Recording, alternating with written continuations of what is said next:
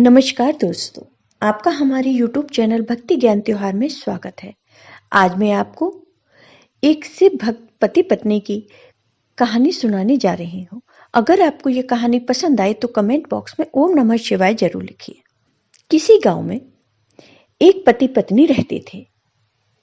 पति का नाम रामू था और उसकी पत्नी का नाम लक्ष्मी था। लक्ष्मी बहुत ही धार्मिक प्रवृत्ति की महिला थी।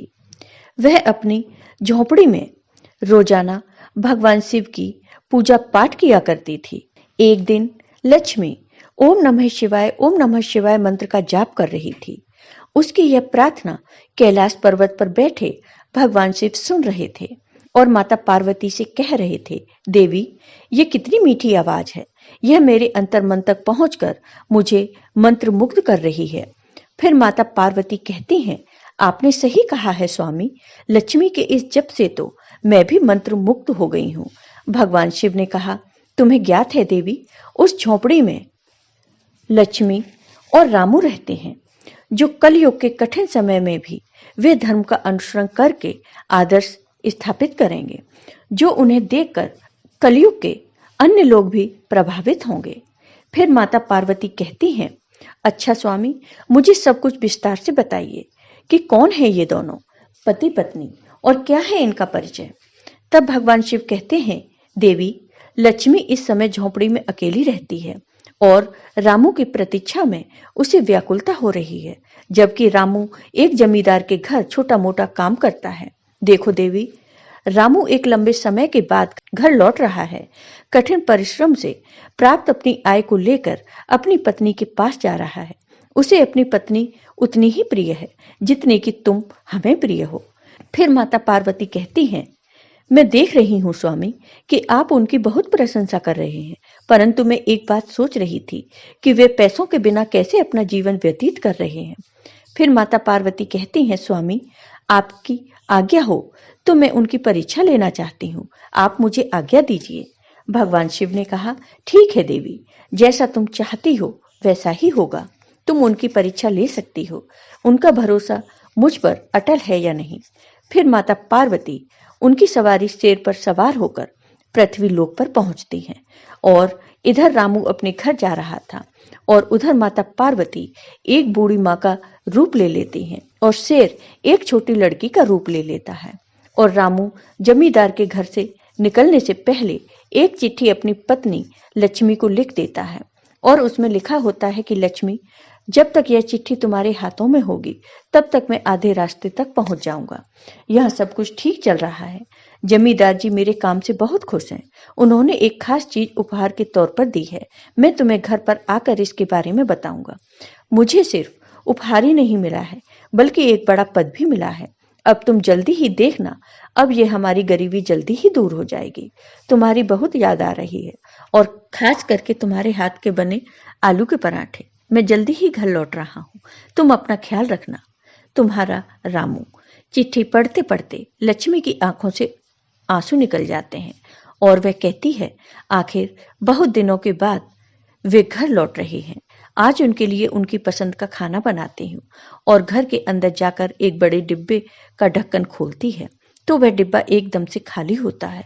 तो वह कहती है, ऊपर वाले, इसमें तो कुछ भी नहीं है। अच्छा, कोई बात नहीं, उनके आने के बाद ही कुछ करती हूँ। उधर रामू बैलगाड़ी में बैठकर आ रहा था और सोच रहा था, पता नहीं लक्ष्मी को मेरी चिट्ठी मिली है या नहीं। बहुत दिनों बाद घर लौट रहा हूँ, बहुत अच्छा लग रहा है। जमींदार जी ने मुझे सोने का सिक्का दिया है।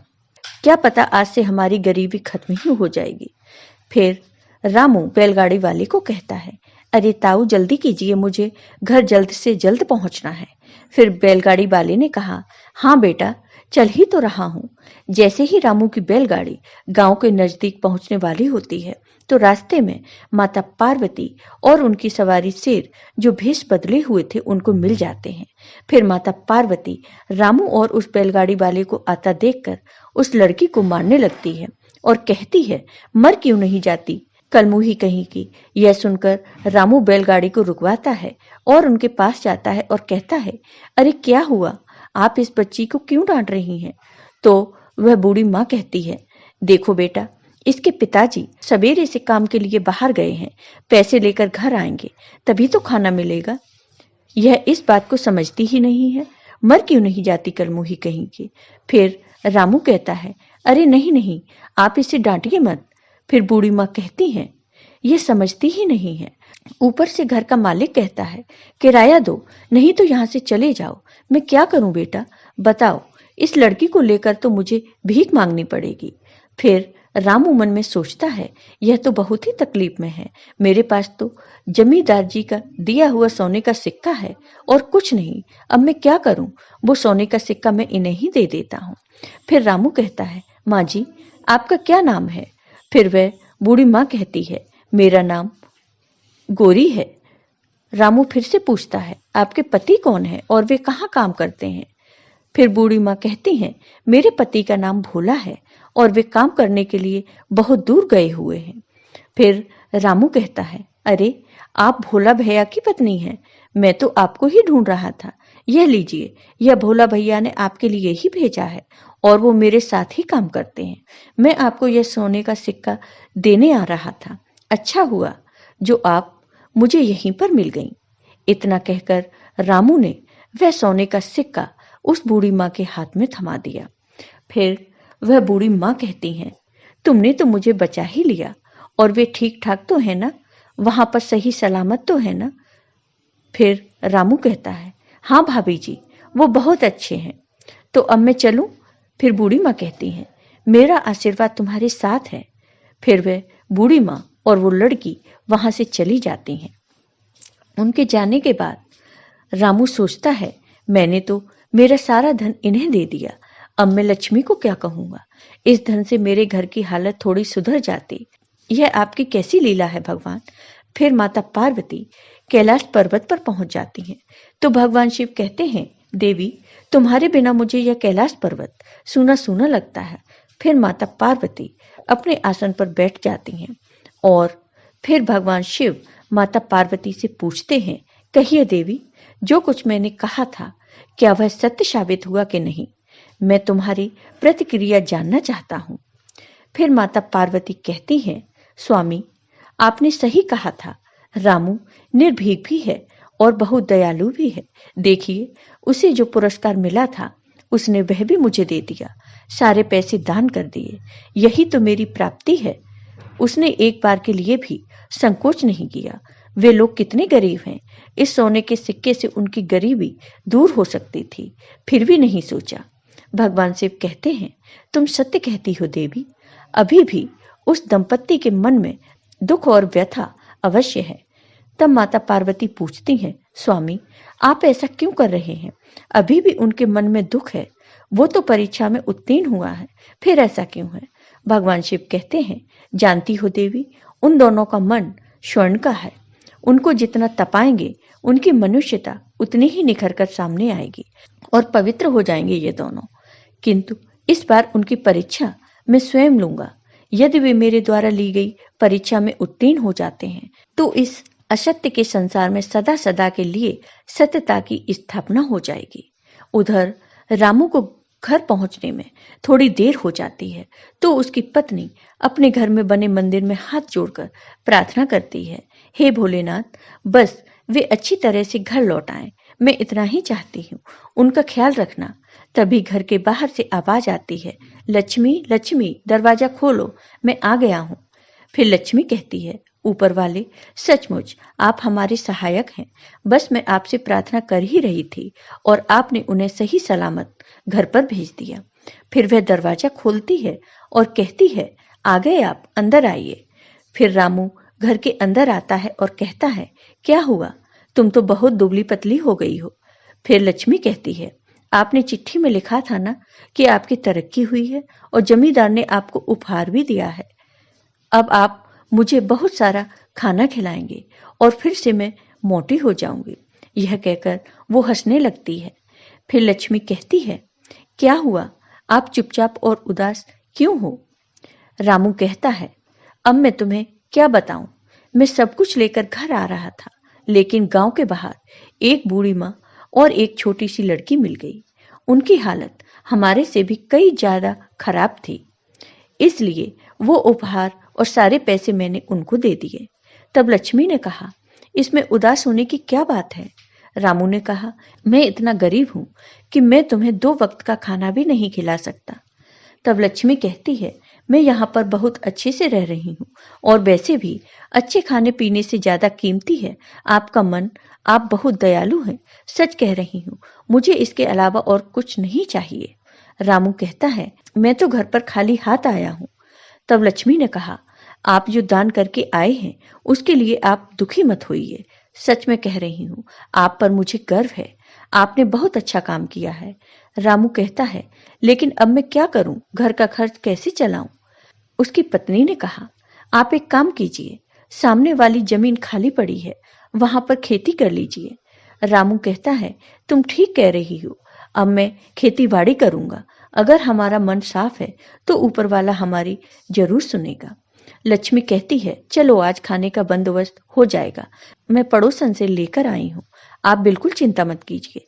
फिर अगले दिन रामू सामने वाली जमीन को फावड़े से खोदने लगता है और उस जमीन को खोदकर खेती योग्य बना देता है और उसमें गेहूं की खेती करता है और गेहूं की फसल अच्छे से उग जाती है और बड़ी भी हो जाती है।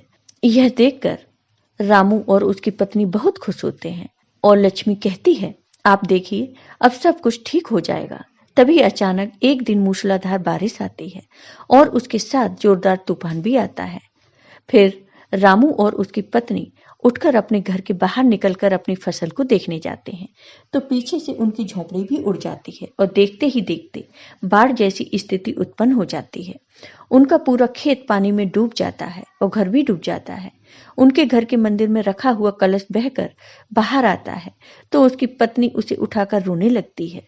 फिर अगली सुबह जब पानी उतर जाता है तब वह अपने खेत में जाकर देखते हैं तो पूरी फसल बर्बाद हो चुकी थी। घर पूरा पानी में डूबकर टूट गया था। फिर रामू कहता है, हे भगवान, तुम किस जन्म की परीक्षा ले रही हो, अब हम क्या करेंगे? यह कहकर रामू फूट फूट कर रोने लगता है। तब लक्ष्मी कहती है, बस कीजिए, आप रोइए मत, ऊपर वाला हमारी परीक्षा ले रहा है। आप देखिए सब कुछ पहले की तरह ठीक ठाक हो जाएगा। उधर माता पार्वती भगवान शिव से कहती हैं, स्वामी, उन पर दया कीजिए, उनकी और परीक्षा मत लीजिए, वे लोग बहुत गरीब हैं, मैं उनका और कष्ट नहीं देख सकती। भगवान शिव कहते हैं, स्वयं का धर्म और कर्म यही उनके सपनों को साकार करता है, उसके लिए इसके लिए और कुछ नहीं चाहिए। बात को समझो देवी, चारों तरफ अंधकार छाया हुआ है, इस अंधकार की भूख से ही सूर्य का उदय होता है। इस दंपत्ति के हाथों से ही सत्य की स्थापना होगी और सत्य ही सदैव विजय रहता है और असत्य पराजित होता है। वे दोनों सत्य के प्रतिनिधि हैं। और इधर रामू और उसकी पत्नी एक शिव मंदिर के बाहर बैठ जाते हैं और रामू अपने मन में कहता है, हे भोलेनाथ, क्या पाप किया था मैंने जो आप हमें इतने कष्ट दे रहे हैं? मैं लक्ष्मी को और गरीबी में नहीं देख सकता हूँ। हे भोलेनाथ, मेरी प्रार्थना सुन लो। तभी मंदिर के दूसरे छोर पर भगवान शिव प्रकट होकर एक बूढ़े आदमी का रूप लेकर आते हैं और रामू के सामने से गुजरते हैं और उसके सामने एक सोने के सिक्कों से भरी थैली गिराकर आगे बढ़ जाते हैं। फिर रामू आवाज लगाता है, अरे बाबा सुनिए, यह आपकी थैली यहाँ गिर गई है। फिर भी वो बूढ़े बाबा नहीं सुनते हैं तो रामू उठकर उनके पीछे जाता है और उनसे कहता है, अरे बाबा सुनिए, यह आपकी थैली गिर गई है। फिर वह बूढ़े बाबा कहते हैं, बहुत उपकार किया है भाई तुमने, मेरे जीवन भर की कमाई इस थैली में रखी हुई थी, इसे लौटाकर तुमने मुझ पर बहुत बड़ा एहसान किया है, वरना ऐसे कौन लौटाता है? रामू कहता है, नहीं नहीं, दूसरे का सामान लौटाना तो मनुष्य का कर्तव्य है। फिर बूढ़े बाबा कहते हैं, तुम बहुत ही सच्चे इंसान हो, वरना इस दुनिया में बस झूठे ही लोग रहते हैं। उन सब के बीच तुम बहुत बड़ा उदाहरण बनोगे बेटा। तुम्हें देखकर लगता है तुम बहुत गरीबी में जी रहे हो, फिर भी तुम्हारे मन में लोभ लालच नहीं आया, यह बहुत बड़ी बात है। देखना, इस सत्य का फल तुम्हें अवश्य मिलेगा, यह मेरा आशीर्वाद है। अब मैं चलता हूँ। फिर रामू और उसकी पत्नी अपनी टूटी हुई झोंपड़ी में वापस चले जाते हैं। रात के समय लक्ष्मी रामू को एक गिलास पानी देती है और कहती है, ये लीजिए, आज भी पानी पीकर ही सोना पड़ेगा। ऐसे तो बुखार आ जाएगा, ऊपर से घर की छत भी नहीं है। फिर रामू रोते हुए कहता है, हे भोलेनाथ, मुझे माफ कर दो, मैं और नहीं सह सकता ये गरीबी। अब मेरे अंदर सहन शक्ति नहीं रही। तभी उनके घर के बाहर जोरदार प्रकाश प्रकट होता है। रामू और उसकी पत्नी घर के बाहर आते हैं और वो देखते हैं कि वही बूढ़ी माँ और बच्ची और वही बूढ़े बाबा तीनों एक साथ दिखाई देते हैं। और थोड़ी देर ही में वे तीनों भगवान शिव, माता पार्वती और शेर के रूप में परिवर्तित हो जाते हैं। रामू कहता है, लक्ष्मी, कहीं मैं सपना तो नहीं देख रहा हूँ? भगवान शिव और माता पार्वती साक्षात हमारे सामने खड़े हैं। फिर लक्ष्मी कहती है, यह सपना नहीं है, हकीकत है। देखिए, भगवान शिव हमारे बुलावे पर आ गए हैं। फिर दोनों पति पत्नी कहते हैं, भगवान शिव और माता पार्वती की जय हो। इतना कहकर वे दोनों उनके चरणों में गिर पड़ते हैं। माता पार्वती कहती हैं, तुम्हारा इतना साफ मन देखकर हम प्रसन्न हो गए। ये जो हमने तुम्हारे पैसे लिए थे, तुम्हारी परीक्षा थी। तुम्हारा मन इतना साफ है कि सृष्टि के सारे लोग तुम्हें हमेशा याद करेंगे। भगवान शिव कहते हैं, मैं तुम्हें वरदान देता हूँ, आज के बाद तुम्हें कभी दरिद्रता का सामना नहीं करना पड़ेगा। तुम सदैव सुखी रहोगे और आज के बाद से तुम जीवन में हमेशा उन्नति करते रहोगे। फिर रामू कहता है, आपकी कृपा दृष्टि हमेशा हम पर बनी रहे। जिंदगी में जितनी भी मुश्किलें आए, हम सदैव केवल सही राह पर ही चलेंगे। ऐसा आशीर्वाद हमें दीजिए प्रभु। भगवान शिव और माता पार्वती ने कहा, तथास्तु। और यह कहकर वे अंतर्ध्यान हो गए। अब रामू और लक्ष्मी दोनों वापस घर में जाते हैं तो देखते हैं कि वे दोनों थैलियां उनके घर में पड़ी हुई थीं। एक थैली तो वो थी जो रामू को जमींदार ने दी थी और दूसरी थैली वो थी जो उन बूढ़े बाबा की सोने के सिक्कों से भरी हुई थी। अब उस धन से वे दोनों पति पत्नी हंसी खुशी रहने लगे। उसी धन से उनकी सारी गरीबी दूर हो गई। जय हो भगवान शिव की, जय हो माता पार्वती की। आपको ये वीडियो पसंद आया हो तो कमेंट बॉक्स में कमेंट करके जरूर बताइए। साथ ही मेरे वीडियो को ज़्यादा से ज़्यादा शेयर करिए। धन्यवाद दोस्तों।